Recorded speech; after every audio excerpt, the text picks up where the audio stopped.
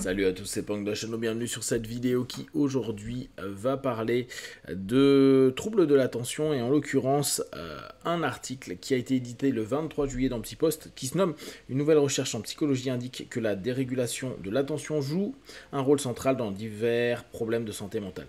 Je trouve l'article intéressant dans une société qui aujourd'hui a de plus en plus de mal à se concentrer, a de plus en plus de mal à structurer des pensées complexes. On avait pu voir ça avec un article précédent.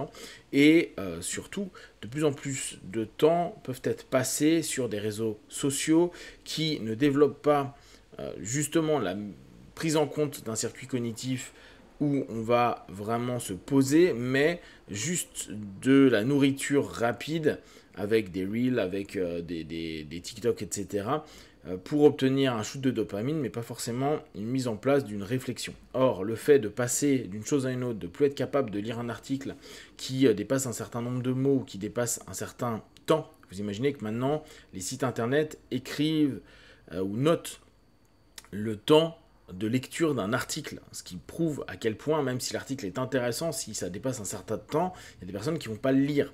On sait que ça a débuté il y a longtemps avec tous les journaux type Métro 20 minutes, où passant des journaux plus classiques, Libé, Le Monde, Figaro, etc., avec des articles structurés, on est passé sur des dépêches de l'AFP. Ça prouve que ça a pris du temps, mais petit à petit, on est arrivé dans un monde où l'attention est complexe. Et désormais, la plupart des parents expliquent ou vont voir des psychiatres ou ont réellement des problèmes avec des enfants qui ont des TDAH. Donc, on sait que c'est des troubles de déficit de l'attention et ou de l'hyperactivité. Donc, il y a quelque chose qui est réellement en train de bugger dans le cerveau. Et ce petit article-là, il est assez long, mais je vais juste vous lire quelques aspects, confirme ce problème et confirme que en plus, le manque d'attention, le déficit qu'il va y avoir, crée des pathos et des pathologies mentales, voire eux, ils l'ont associé à des psychopathologies. Donc, c'est quelque chose d'important à prendre en compte et c'est pas juste ah oui mais il n'arrive plus à se concentrer. Ça crée des pathos qui à terme dans 10 ans, 20 ans, 30 ans pour des jeunes, des ados ou des jeunes adultes peuvent être réellement un problème de vie complet et qui va être traité certainement avec des médicaments qui vont pas forcément faire du bien sur tout le corps. De nouvelles recherches indiquent que la dérégulation de l'attention est un facteur crucial qui relie le trouble cognitif et divers problèmes de santé mentale chez les adolescents. L'étude, publiée dans Scientific Reports, souligne l'importance de comprendre et d'aborder les performances cognitives dans le contexte de la santé mentale. Cela suggère que ciblage précoce des difficultés d'attention peut aider à prévenir ou atténuer les problèmes cognitifs et émotionnels chez les personnes atteintes de troubles psychiatriques.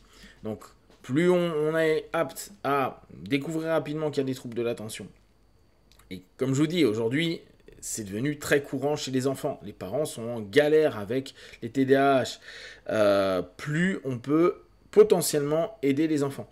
Il y a de plus en plus d'enfants qui ont 7, 8, 9, 10 ans qui sont déjà sous médication. Donc ça prouve qu'il y a quelque chose qui est en train de se passer dans le cerveau, qui n'est pas OK du tout, et qui peut à terme être vraiment encore plus complexe. La motivation derrière cette étude était d'étudier la relation entre déficit cognitif et la psychopathologie en se concentrant spécifiquement sur la dérégulation de l'attention qui fait référence aux difficultés de contrôle et de concentration de l'attention en tant que facteur clé potentiel reliant divers problèmes de santé mentale. Donc on prend bien ça, hein. La dérégulation de l'attention, c'est difficulté de contrôle et de concentration de l'attention. Et ça, c'est à prendre en compte, cette notion de difficulté et de contrôle. Bon, alors après, il parle d'études antérieures, ça c'est le blabla du médecin.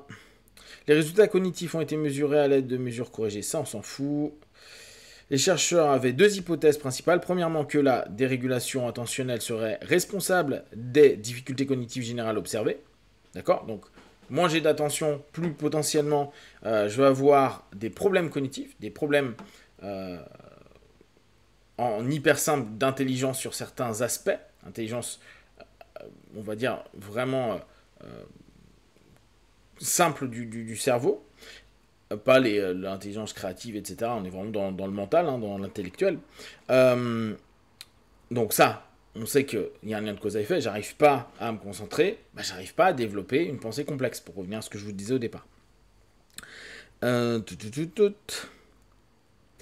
deuxièmement, qu'elle serait fortement associée à des problèmes de santé mentale. Donc, j'ai du mal à pouvoir me concentrer et ça peut amener des problèmes de santé mentale, des psychopathologies.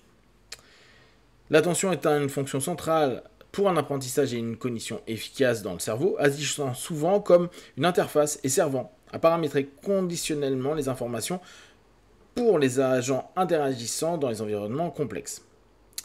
Mon intérêt était d'examiner, nous réexplique. Le résultat ont soutenu ces hypothèses. L'étude a montré que les problèmes cognitifs couramment observés chez les personnes souffrant de troubles de santé mentale sont largement influencés par leur niveau de dérégulation attentionnelle, en particulier dans des cas d'anxiété ou de mauvaise humeur.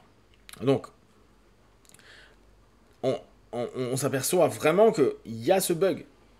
Si on n'arrive pas à modifier ou à gérer notre attention, à contrôler notre attention, il y a un ensemble de problèmes qui se répercutent sur notre possibilité à structurer, à penser des idées, des concepts et à développer, entre guillemets, une forme d'intelligence, une intelligence logique. Et aussi, ça peut développer un ensemble d'éléments qui amènent vers un mal-être et un malaise, notamment des dépressions et autres. D'ailleurs, il y a un fait intéressant, ils le disent après, les personnes souffrant d'anxiété et de dépression sans la dérégulation de l'attention, caractéristique du trouble déficitaire de l'attention / hyperactivité, TDAH, n'ont pas présenté de troubles cognitifs significatifs. Donc ça, c'est intéressant.